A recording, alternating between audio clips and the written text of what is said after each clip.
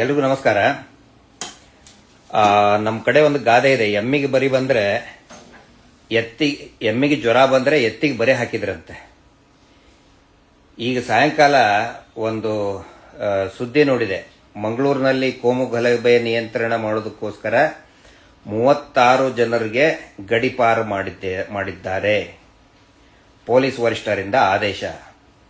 ಆ 36 ಜನರಲ್ಲಿ ಸೌಜನ್ಯ ಹೋರಾಟದ ನಾಯಕರಾದಂಥ ಶ್ರೀ ಮಹೇಶ್ ಶೆಟ್ಟಿ ತಿಮರೋಡಿ ಅವರ ಹೆಸರನ್ನು ಕೂಡ ಹಾಕಿದ್ದಾರೆ. ಮಹೇಶ್ ಶೆಟ್ಟಿ ತಿಮರೋಡಿ ಅವರು ಕಳೆದ 14-15 ವರ್ಷದಿಂದ 13 ವರ್ಷದಿಂದ ಸೌಜನ್ಯ ಹೋರಾಟವನ್ನ ಕೈಗೆತ್ಕೊಂಡಿದ್ದಾರೆ. ಅದಾದ ನಂತರ 15 ವರ್ಷದಿಂದಲೂ ಕೂಡ ಒಂದೇ ಒಂದು ಕೋಮು ಪ್ರಚೋದನೆಯ ಹಿಂದೂ ಮುಸ್ಲಿಂ ಭಾಷಣವನ್ನ ಮಾಡೇ ಇಲ್ಲ. ಆದರೂ ಕೂಡ ಅವರೊಬ್ಬ ಹಳೆಯ ರೌಡಿ ಶೀಟರ್ 1998 ನಲ್ಲಿ ಇದ್ದಿದ್ದು. ಅದನ್ನು ನೋಡಿಕೊಂಡು ಅವರನ್ನು ಕೂಡ ಗಡಿಪಾರು ಆದೇಶ ಅಂತ ಮಾಡಿದ್ದಾರೆ. ಏನಿದ್ರ ಅರ್ಥ? ಅವ್ರು ಯಾವಾಗ ಕೋಮು ಭಾಷಣ ಮಾಡಿದ್ರು ಟೈಮ್ ಲೈನ್ ನೋಡ್ಬೇಕಲ್ಲ. ಹೋದ ವರ್ಷ ಅಂದ್ರೆ 2024 ಜನವರಿಯಲ್ಲಿ ಸೌಜನ್ಯ ಹೋರಾಟದಲ್ಲಿ ಈ ಮಾತನ್ನ ನಾವು ಹೇಳಿದ್ವಿ, ಒತ್ತಿ ಹೇಳಿದೀವಿ. ಯಾವಾಗ ಸೌಜನ್ಯ ಹೋರಾಟ ಮುನ್ನೆಲೆಗೆ ಬರ್ತದೆ ಅವಾಗ ಕರಾವಳಿಯಲ್ಲಿ ಕೋಮು ಗಲಭೆಯನ್ನ ಸೃಷ್ಟಿ ಮಾಡ್ತಾರೆ. ಸೌಜನ್ಯ ಹೋರಾಟ ಮಾತ್ರ ಅಲ್ಲ, ದಯವಿಟ್ಟು ಪೊಲೀಸ್ ಇಲಾಖೆಯ ಹಿರಿಯ ಅಧಿಕಾರಿಗಳು ಮತ್ತು ಸರ್ಕಾರದ ಹಿರಿಯ ಅಧಿಕಾರಿಗಳು ದಯವಿಟ್ಟು ಟೈಮ್ ಲೈನ್ ಅನ್ನು ಸ್ಟಡಿ ಮಾಡಿ. ಮೊನ್ನೆ ಪ್ರಜಾವಾಣಿ ಒಳಗೊಂದು ಬಹಳ ಚೆನ್ನಾಗಿ ಒಂದು ಆರ್ಟಿಕಲ್ ಬಂದಿದೆ, ಕರಾವಳಿಯಲ್ಲಿ ಕೋಮುವಾದದ ಇತಿಹಾಸ ಅಂತ ಹೇಳಿ. ವೇದವಲ್ಲಿ ಪ್ರಕರಣ ಆಗಿದ್ದು 1977ರಲ್ಲಿ. ಅದಾದ ನಂತರ ಇಮ್ಮಿಡಿಯೇಟ್ ಆಗಿ ಕೋಮು ಗಲಭೆ ಸ್ಟಾರ್ಟ್ ಆಗುತ್ತಲ್ಲಿ 1988. ಅದಕ್ಕಿಂತ ಮುಂಚೆ ಪದ್ಮಲತಾ ಪ್ರಕರಣದ ಬಗ್ಗೆ ಇಡೀ ಕರಾವಳಿಯಲ್ಲಿ ದೊಡ್ಡ ಮಟ್ಟದ ಹೋರಾಟ ಪ್ರಾರಂಭ ಆಗುತ್ತೆ. ಈ ಧರ್ಮೋದ್ಯಮಿ ಕುಟುಂಬದ ವಿರುದ್ಧ, ಇವರು ನಡೆಸ್ತಾ ಇರುವಂತಹ ಅತ್ಯಾಚಾರ ಕೊಲೆ ವಿರುದ್ಧ ದೊಡ್ಡ ಮಟ್ಟದ ಹೋರಾಟ ಪ್ರಾರಂಭ ಆಗುತ್ತೆ. ಆವಾಗ ಮತ್ತೆ ಕೋಮು ಗಲಭೆ ಸ್ಟಾರ್ಟ್ ಆಗುತ್ತೆ ಕರಾವಳಿಯಲ್ಲಿ. ಈ ಮಾತನ್ನ ನಾವು ಅನೇಕ ಸಾರಿ ಒತ್ತಿ ಹೇಳಿದೇವಿ. ಹೋದ ವರ್ಷ ಸೌಜನ್ಯ ಹೋರಾಟದಲ್ಲಿಯೂ ಕೂಡ ನಾನೇ ಹೇಳಿದ್ದೇನೆ, ನೋಡಿ ಇನ್ನು ಮುಂದೆ ಕೋಮು ಗಲಭೆ ಸ್ಟಾರ್ಟ್ ಆಗುತ್ತೆ. ಸೌಜನ್ಯ ಹೋರಾಟ ನಿಲ್ಲಿಸೋದಕ್ಕೆ ಇದು ಒಂದೇ ದಾರಿ ಅವರಿಗೆ. ದಯವಿಟ್ಟು ಯಾರು ಕೂಡ ಕೋಮು ಪ್ರಚೋದನೆಗೆ ಒಳಗಾಗಬೇಡಿ ಅಂತ ಹೇಳಿ. ಈಗ ಸಾರಿನೂ ಕೂಡ ಆಗಿದ್ದು ಅದೇ. ಯಾವಾಗ ಸ್ಟಾರ್ಟ್ ಆಯ್ತು? ಯಾವಾಗ 3 ತಿಂಗಳ ಹಿಂದೆ ಅಂದಾಜು ಸಮೀರ್ ವಿಡಿಯೋ ಬಂತಲ್ಲ, ಅವಾಗ ಬಂದ ಒಬ್ಬನು ಬೊಗಳೆ ಬಿಡೋದಕ್ಕೆ ಉಳ್ಳಾಲದಲ್ಲಿ. ನಮ್ಮ ಧಾರ್ಮಿಕ ಸಂಸ್ಥೆಗಳ ಮೇಲೆ ಇನ್ನೊಬ್ಬ ಧರ್ಮದವನು ಮಾತಾಡ್ತಾನೆ. ಶುರುವಾಗಿದ್ದೇ ಅಲ್ಲಿಂದ. ಆ ಬೊಗಳೆ ಬಿಡ್ತಾ ಇರುವಂತ ವಸೂಲಿ ಬೆಲೆ ಮೇಲೆ ಏನ್ ಕ್ರಮ ಕೈಗೊಂಡ್ರಿ? ಬರೀ ಒಂದು FIR ಹಾಕಿ ಸುಮ್ಮನೆ ಬಿಟ್ರಿ ನೀವು. ಅವನನ್ನ ಕರ್ಸಂತವ್ರು ಯಾರು? ಯಾಕೆ ಕರ್ಸಿದ್ರ ಅವನ್ನ? ಅವನ್ ಯಾಕೆ ಗಡಿಪಾರ ಮಾಡಲಿಲ್ಲ? ಈ ರಾಜ್ಯದಿಂದ ಗಡಿಪಾರ ಮಾಡಿ ಪಾಕಿಸ್ತಾನಕ್ಕೆ ಯಾಕೆ ಹೋಗಿತಾ ಇಲ್ಲ ಅವನ್ನ? ಎಷ್ಟು ಸಾರಿ ಹೇಳಬೇಕು? ಅದನ್ನೇನು ಯೋಚನೆ ಮಾಡೋದನ್ನೇ ಇಲ್ಲ. ಮಹೇಶ್ ಶೆಟ್ಟಿ ತಿಮರೋಡಿ ಅವರೊಬ್ರು ಸಿಕ್ಬಿಡ್ತಾರೆ ನಿಮಗೆ ಕೋಮುವಾದಿ. ಯಾವಾಗ ಕೋಮುವಾದಿ ಮಾತಾಡಿದ್ದಾರೆ ಹೇಳ್ರಿ, ತೋರ್ಸ್ರಿ ಒಂದೇ ಒಂದು. ಆನಂತರ ಸೌಜನ್ಯಕ್ಕೆ ನ್ಯಾಯ ಸಿಗಲಿ, ಹೆಣ್ಣು ಮಕ್ಕಳ ಸುರಕ್ಷತೆಗೋಸ್ಕರ ಒಂದು ದೊಡ್ಡ ಮಟ್ಟದ ಹೋರಾಟ ಇಟ್ಕೊಂಡ್ರೆ ಬೆಳ್ತಂಗಡಿಯಲ್ಲಿ, ಪಾಂಗಳದಿಂದ ಬೆಳ್ತಂಗಡಿಯಲ್ಲಿ ಅದಕ್ಕೆ ಸ್ಟೇ ತಗೊಂಡು ಬರ್ತಾರೆ. ಆದ್ರೆ ಏನು ಮೊನ್ನೆ ದೊಡ್ಡ ಮಟ್ಟದ ಯಾರು ಸುಹಾಸ್ ಶೆಟ್ಟಿ ಅವ್ರು ತೀರ್ಕೊಂಡಿದ್ದಕ್ಕೆ ನಮಗೂ ಕೂಡ ಅನುಕಂಪ ಇದೆ, ಬೇಸರ ಇದೆ. ಸ್ವತಃ ಮಹೇಶ್ ಶೆಟ್ಟಿ ತಿಮರೋಡಿ ಅವರೇ ಅವ್ರ ಅಂತ್ಯ ಸಂಸ್ಕಾರಕ್ಕೆ ಹೋಗಿ ಬಂದಿದ್ದಾರೆ. ಆದ್ರೆ ಅದಕ್ಕೆ ಒಂದು ರಿಯಾಕ್ಷನ್ ಅಂತಾಗಿ ದೊಡ್ಡ ಮಟ್ಟದ ಸಭೆ ವಿದೌಟ್ ಎನಿ ಪರ್ಮಿಷನ್ ಕೊಟ್ರಲ್ಲ ನೀವು. ಯಾಕೆ ಕೊಟ್ಟಿದ್ದು? ಸೌಜನ್ಯ ಹೋರಾಟಕ್ಕೆ ಯಾವ ಪರ್ಮಿಷನ್ ಕೊಡುದಿಲ್ಲ. ಬಂದ್ಬಿಡ್ತೀರಿ ಹಿಡ್ಕೊಂಡು, ಲೆಟರ್ ಹಿಡ್ಕೊಂಡು ಬಂದ್ಬಿಡ್ತೀರಿ. ಕೋರ್ಟ್ ಇದೆ ಅಂತ ಹೇಳ್ಕೊಂಡು. ಅದಕ್ಕೆ ಯಾಕೆ ಪರ್ಮಿಷನ್ ಕೊಟ್ರಿ? ಯಾರ ಆದೇಶದ ಮೇಲೆ ಕೊಟ್ರಿ ನೀವು? ಯಾರು ಖುಷಿ ಪಡಿಸಕ್ ಹೋಗ್ತಾ ಇದ್ದೀರಿ ಅಂತಲ್ಲಿ ಕಾಂಗ್ರೆಸ್ ಲೀಡರ್, ಬಿಜೆಪಿ ಎಲ್ಲಾ ಪಕ್ಷದ ಲೀಡರ್ಗಳು ಕೂಡ. ಇದು ಸೌಜನ್ಯ, ನಾನು ಎಷ್ಟು ಸಾರಿ ನಾವು ಹೇಳಿದೇವಿ, ಸೌಜನ್ಯ ಹೋರಾಟ ಯಾವಾಗ ಮುನ್ನೆಲೆಗೆ ಬರ್ತದೆ ಅವಾಗ ಕರಾವಳಿಯಲ್ಲಿ ಬರೀ ಸೌಜನ್ಯ ಹೋರಾಟ ಒಂದೇ ಅಲ್ಲ, ಸೌಜನ್ಯಕ್ಕಿಂತ ಬಿಫೋರ್ ದಯವಿಟ್ಟು ಟೈಮ್ ಲೈನ್ ಅನ್ನು ಸ್ಟಡಿ ಮಾಡಿ. ಯಾವಾಗ ಈ ಧರ್ಮೋದ್ಯಮಿ ಕುಟುಂಬದ ವಿರುದ್ಧ ಶುರು ಆಗುತ್ತೆ, ಜನ ಪ್ರಶ್ನೆ ಮಾಡಕ್ ಪ್ರಾರಂಭ ಮಾಡ್ತಾರೆ, ದೊಡ್ಡ ಮಟ್ಟದ ಪ್ರತಿಭಟನೆಗಳು ಸ್ಟಾರ್ಟ್ ಆಗ್ತವೆ, ಅವಾಗ ಕೋಮು ಗಲಭೆ ಸ್ಟಾರ್ಟ್ ಆಗ್ತದೆ. ಯಾಕಂದ್ರೆ ಎಲ್ಲರೂ ಕೂಡ ಇವ್ರ ಹತ್ರ ಹೋಗಿ ಕಾಲ್ ಬಿದ್ದು ಬರ್ತಾರಲ್ಲ, ಎಲ್ರಿಗೂ ಫಂಡಿಂಗ್ ಮಾಡೋರು ಇವರೇ ಧರ್ಮೋದ್ಯಮಿಗಳು. ಯುಟಿ ಖಾದರ್ ಅವರು ಮಾತಾಡೋದಿಲ್ಲ ಈ ವಿಷಯದ ಬಗ್ಗೆ. ನೋಡಿ ಯಾವಾಗ ಮಾತಾಡಿದಾರೆ ಯು ಟಿ ಖಾದರ್ ಅವರು? ಹೋಗ್ತಾರೆ ಸುಮ್ಮನೆ ಕುದುರ್ತಾರೆ. ಸ್ಪೀಕರ್ ಅವರು, ಸ್ಪೀಕರ್ ಈಸ್ ಸೈಲೆನ್ಸರ್. ನಾನು ಪದೇ ಪದೇ ಹೇಳ್ತಾ ಇದ್ದಾರೆ, ಈ ವಿಷಯ ಬಂದಾಗ speaker will always a silencer.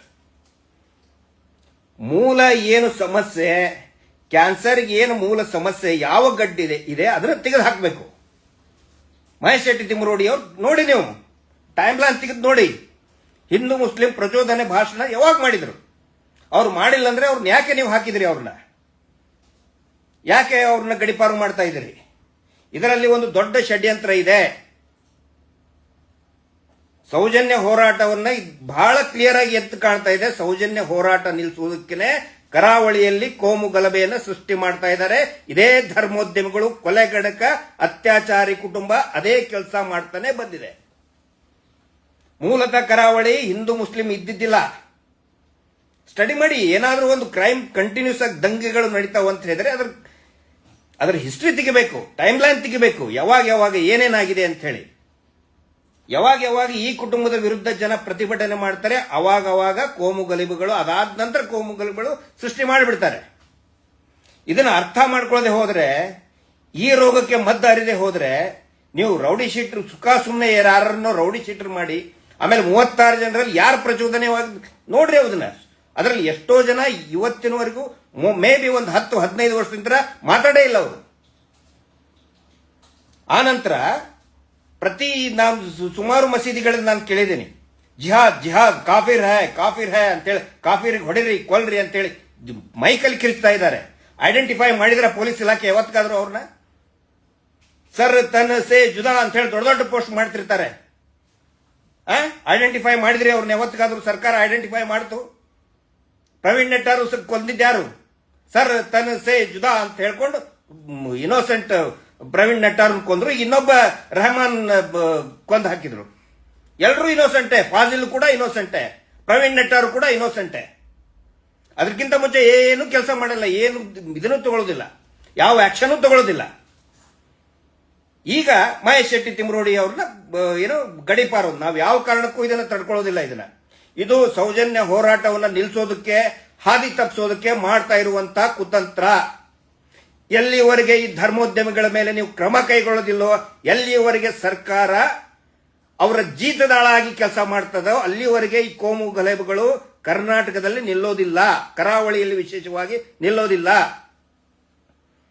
ಕಾನೂನು ತರ್ತಾ ಇದ್ದಾರಲ್ಲ ಹೊಸದಾಗಿ, ಆ ಕಾನೂನು ತರ್ತೀವಿ. ಸುಗ್ರೀವಾಜ್ಞೆ ತಂದು ಎಷ್ಟು ತಿಂಗಳಾಯ್ತು ನೀವು ಸರ್ಕಾರದಿಂದ? ನಾನು ಸರ್ಕಾರಕ್ಕೆ ಕೇಳ್ತಾ ಇದ್ದೇನೆ. ಬಡ್ಡಿ ದಂಧೆ, ಮೈಕ್ರೋ ಫೈನಾನ್ಸ್, ಸುಗ್ರೀವಾಜ್ಞೆ ಹೋಗಿ ನೋಡಿ. ಈಗ ಹಳ್ಳಿಯಲ್ಲಿ ವಸೂಲಿ ಮಾಡ್ತಾ ಇದ್ದಾರೆ.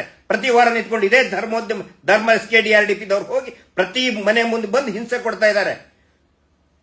ಯಾವ ಕಾನೂನು ಜಾರಿಗೆ ತರ್ತೀರಿ ನೀವು? ಯಾವ ಕಾನೂನು ನಿಮ್ ಕೈಯಲ್ಲಿ ಜಾರಿ? ನಿಮ್ಗೆ ಹೈಕಮಾಂಡ್ ಇದೆಯಲ್ಲ, ಎಲ್ಲಾ ಪಕ್ಷದ ಹೈಕಮಾಂಡೇ ಈ ಧರ್ಮಸ್ಥಳದ ಧರ್ಮೋದ್ಯಮಿ. ಅವ್ರನ್ನ ರಕ್ಷಣೆಗೋಸ್ಕರ ನಿಂತಿದ್ದೀರಲ್ಲ ನೀವು. ಮೊದಲು ಅದನ್ನು ಸರಿ ಮಾಡ್ಕೊಳ್ಳಿ. ಸುಖ ಸುಮ್ಮನೆ ಇನ್ನೋಸೆಂಟ್ ಇರೋರ್ನ ಅವ್ರಿಗೆ ರೌಡಿ ಶೀಟರ್ ಅಂತ ಹೇಳಿ ಗಡಿಪಾರೋದು ಮಾಡಕ್ ಹೋಗಬೇಡಿ. ನಾವು ಅದಕ್ಕೆ ಖಂಡನೆ ಮಾಡ್ತೇವೆ. ಮತ್ತಿದು ನೋಡಿ, ಇದೇ ರೀತಿ ನೀವೇನಾದ್ರೂ ಮಾಡಿದ್ರೆ ಸುಡು ಅಂತ ಕೆಂಡವನ್ನ ಮೈ ಮೇಲೆ ಹಾಕೊಂಡಂಗೆ. ಕರಾವಳಿಯಲ್ಲಿ ಕೋಮು ದ್ವೇಷ, ಕರಾವಳಿಯಲ್ಲಿ ಇಷ್ಟೇ ಅಲ್ಲ, ಇಡೀ ಕರ್ನಾಟಕದಲ್ಲಿ ನಿಲ್ಲಬೇಕು. ಅದಕ್ಕೆ ನಾವೆಲ್ಲ ಸಹಕಾರ ಕೊಡಬೇಕು, ನಿಲ್ಲಲೇಬೇಕದು. ಯಾವಾಗ ಸಮೀರ್ MD ಮಾತಾಡಿದ್ರೆ ಅವಾಗ ಅವನು ಮುಸ್ಲಿಂ ಆ ಟಿವಿ ಅಕ್ರಮ ಅಂತ ಹೇಳಿ ಲಬ ಬೊಗಳೆ ಬಿಡ್ತಾ ಇರ್ತಾರೆ ಅವ್ರು ಯಾವತ್ತಿಗೂ ಕೂಡ. ಅವನು ಮುಸ್ಲಿಂ ಯಾವ ಆಕ್ಷನ್ ತಗೊಂಡಿರಿದ್ರಿ ಆ ಟಿವಿ ಅಕ್ರಮ ಅಂತ ಹೇಳಿ ಬೊಗಳೆ ಬಿಡ್ತಾ ಇರ್ತಾರೆ. ಈ ಅತ್ಯಾಚಾರಿಗಳ ಪರವಾಗಿ 108 ಪೋಸ್ಟ್ ಎಷ್ಟು ಕಂಪ್ಲೇಂಟ್ ಕೊಡ್ತು ಪೊಲೀಸ್ ಸ್ಟೇಷನ್ಗೆ? ಅವಾಗಿನ SP ಅವ್ರಿಗೆ ಎಷ್ಟು ಕಂಪ್ಲೇಂಟ್ ಕೊಟ್ಟಿದ್ದಾರೆ? ಹಿಂದೂ ಮುಸ್ಲಿಂ ಅನೇಕ ಕಂಪ್ಲೇಂಟ್ ಕೊಟ್ಟಾಗಿದೆ. ಬೆಳ್ತಂಗಡಿ ಪೊಲೀಸ್ ಸ್ಟೇಷನ್ಗೆ, ಮಂಗಳೂರಿನ ಅನೇಕ ಪೊಲೀಸ್ ಸ್ಟೇಷನ್ ಕಂಪ್ಲೇಂಟ್ ಕೊಟ್ಟಾಗಿದೆ. ಆಕ್ಷನ್ ತಗೊಂಡ್ರಿ ಅವ್ರ ಮೇಲೆ ಏನಾದ್ರು? ಏನೂ ಇಲ್ಲ. ಯಾಕಂದ್ರೆ ಇದಾರಲ್ಲ ಹೈಕಮಾಂಡಿನ ಮೇಲೆ ಹೈಕಮಾಂಡ್ ಬಡ್ಡಿ ಪೂಜ್ಯರು, ಅವ್ರ ಸೇವೆ ಜೀತದಾಳ ಮಾಡೋದಕ್ಕೂ ಎಲ್ಲರೂ ನಿಂತ್ಕೊಂಡು ಬಿಟ್ಟಿದ್ದಾರೆ. ಅದ್ರ ಸಲುವಾಗಿ ಆಗ್ತಾ ಇದೆ. ಅವ್ರ ಮೇಲೆ ಕ್ರಮ ಕೈಗೊಳ್ಳೋದು ಬಿಟ್ಟು ಆ ವಸೂಲಿ ಬೆಲೆ ಬಂದಲ್ಲ, ಅವ್ನು ಯಾವನ ಕರ್ಸಿದ್ದೋ ಅವನ ಮೇಲೆ ಏನು ಕ್ರಮ ಕೈಗೊಂಡ್ರೆ ಅದನ್ನ ಹೇಳ್ಬೇಕು. ನೀವು ಪೊಲೀಸರು ಹೇಳಬೇಕು. ಆ ಪಿಂಪ್ ಬರ್ತಾನೆ ಅಲ್ಲಿ ಉಜಿರೆಯಲ್ಲಿ, ಕಾರ್ ಮೇಲೆ ಕುತ್ಕೊಂಡು ದೊಡ್ಡದಾಗಿ ಮಾತಾಡ್ತಿರ್ತಾನೆ. ಯಾಕೆ ಅದನ್ನ ಮಾಡಕ್ ಬಿಟ್ರು ಪೊಲೀಸರು? ಕ್ರಮ ಕೈಗೊಳ್ಳಿ. ಬಾಯಿ ಬಂದಂಗೆ ಬೊಗಳೆ ಬಿಡ್ತಾ ಇರ್ತಾರೆ ಅವರು. ಯಾವ ಆಕ್ಷನ್ ತಗೊಳ್ಳಲ್ಲ ಅವ್ರ ಮೇಲೆ. ಇವ್ರನ್ನ ಗಡೀಪಾರ ಒಂದು ಮೊದಲು ಅವ್ರನ್ನ ಗಡೀಪಾರ ಮಾಡ್ಬೇಕು. ನೀವು ಈ ರಾಜ್ಯದಿಂದ ಗಡೀಪಾರ ಮಾಡ್ಬೇಕು ಅವ್ರನ್ನೆಲ್ಲಾರು ನೀವು. ಅವಾಗ ಮಾತ್ರ ಕೋಮುದಂಗೆ ನಿಲ್ತದೆ. ಸುಖಾಸುಂಸೈ ಇನ್ನೋಸೆಂಟ್ ಯಾರೋ ಹಿಂದೂ ಇರಬಹುದು, ಮುಸ್ಲಿಂ ಇರಬಹುದು, ಯಾರನ್ನೋ ತಗೊಂಡು ಬಂದು ನಾವು ಗಡೀಪಾರ ಮಾಡ್ತೀವಿ ನಿಮ್ಮ ಹೈಕಮಾಂಡ್ ಅಂತ ತೋರ್ಸಕ್ಕೆ, ಯಾರ್ದೋ ಮನಸ್ಸು ಯಾರ್ದನ್ನ ಮನವೊಲಿಸೋದಕ್ಕೆ, ಯಾರನ್ನೋ ಖುಷಿ ಪಡಿಸೋದಕ್ಕೆ ಮಾಡೋದಲ್ಲ.